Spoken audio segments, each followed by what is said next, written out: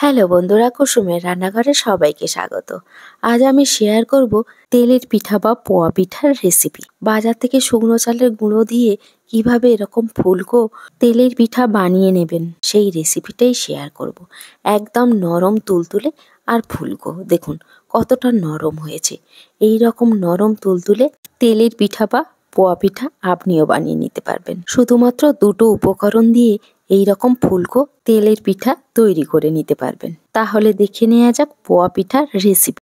তেলের পিঠা বানানোর জন্য সবার প্রথমে এখানে আমি 300 গ্রাম খেজুরের লিকুইড গুড় নিয়েছি।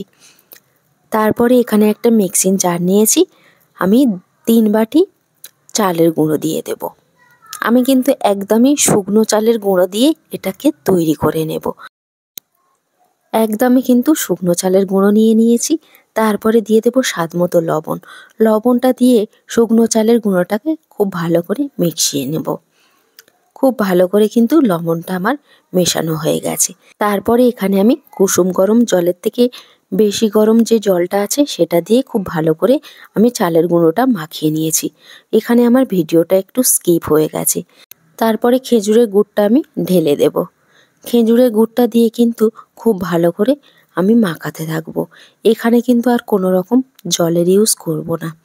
অবশ্যই করে আপনারা কিন্তু কুসুম গরমের জলের থেকে যে গরম জলটা হয় সেই জলটা কিন্তু ইউজ করবেন। কুসুম গরম জল কিন্তু ইউজ করবেন না। তারপরে এটাকে খুব ভালো করে আমি গুড়ের সঙ্গে মিশিয়ে নেব। 5 থেকে 6 মিনিট কিন্তু খুব ভালো করে এটাকে আমি মিশিয়ে নেব গুড়ের সঙ্গে। দেখুন ব্যাটারটাকে যত বেশি ফেটাবেন পিঠাগুলো কিন্তু তত বেশি ফুলকো হবে। এটা কিন্তু অবশ্যই করে আপনারা খেয়াল করবেন। এর ব্যাটারটাই কিন্তু মেন। যত বেশি ভালো করে ফেটাবেন তত বেশি ফুলকো হয়। দেখুন আমার ব্যাটারটা কিন্তু একদম স্মুথ আর কত সুন্দর রেডি হয়ে গেছে। এইভাবে কিন্তু আপনাদেরকেও তৈরি করে নিতে হবে। আমি কিন্তু আর কোনো রকম কিছুই ইউজ করব না। দেখুন আমার ব্যাটারটা কিন্তু একদমই রেডি হয়ে গেছে। এই রকম ঘন কিন্তু আপনাদেরকেও রাখতে হবে।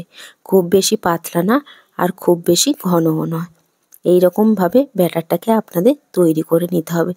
আর একটু ফ্লেভারের জন্য আমি এখানে 1/2 চামচ মৌরি দিয়ে দিয়েছি। মৌরিটা দিলে পিঠাগুলো কিন্তু খেতে বেশি ভালো লাগে। আপনারা চাইলে নাও দিতে পারেন।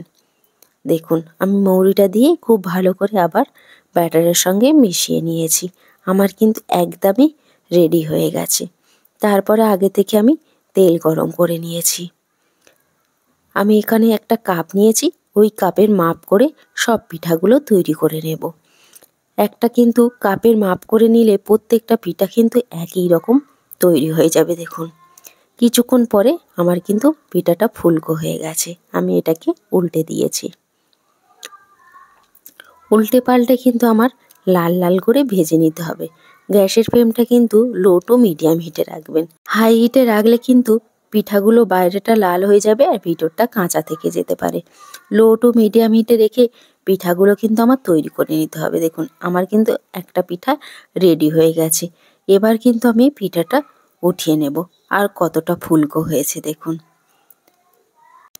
এই রকমভাবে শুকনো চালের গুঁড়ো দিয়ে কিন্তু আপনারাও এরকম তেলের পিঠা বানিয়ে নিতে পারেন। দেখুন আমি আর একটাও তৈরি করে দেখাচ্ছি।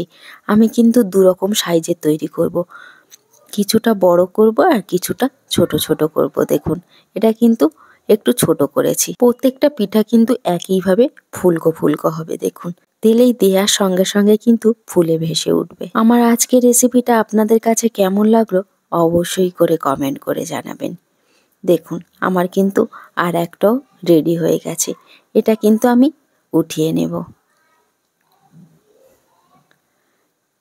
শীত শেষ হয়ে যাওয়ার আগে কিন্তু একবার এই রকমভাবে চালের গুঁড়ো দিয়ে আপনারা এই তেলের পিঠাটা বানিয়ে নিতে পারেন। বানানো কিন্তু খুবই সহজ। খুব অল্প সময়ের মধ্যে কিন্তু এই পিঠাগুলো তৈরি হয়ে যায়। দেখুন প্রত্যেকটা পিঠা কিন্তু ফুলে ভেসে উঠছে। অবশ্যই করে বাড়িতে একবার এইভাবে ট্রাই করতে পারেন। ভিডিওটা ভালো লাগলে একটা লাইক দিয়ে চ্যানেলটাকে সাবস্ক্রাইব করে আমার সাথেই থাকবেন। দেখুন আমার কিন্তু পিঠাগুলো হয়ে গেছে। একইভাবে কিন্তু আমি সব পিঠাগুলো ভেজে নেব। প্রত্যেকটা পিঠা কিন্তু ফুলকো হবে। দেখুন আমি একইভাবে সব পিঠাগুলো ভেজে নিয়েছি। কতটা নরম আর ফুলকো হয়েছে একটা আপনাদেরকে কেটে দেখাচ্ছি। দেখুন ভিতরটা কত সুন্দরভাবে তৈরি হয়ে গেছে। আজকে এখানে শেষ করছি। ভালো থাকবেন, সুস্থ থাকবেন। আবার ফিরে আসবো অন্য কোনো রেসিপি নিয়ে।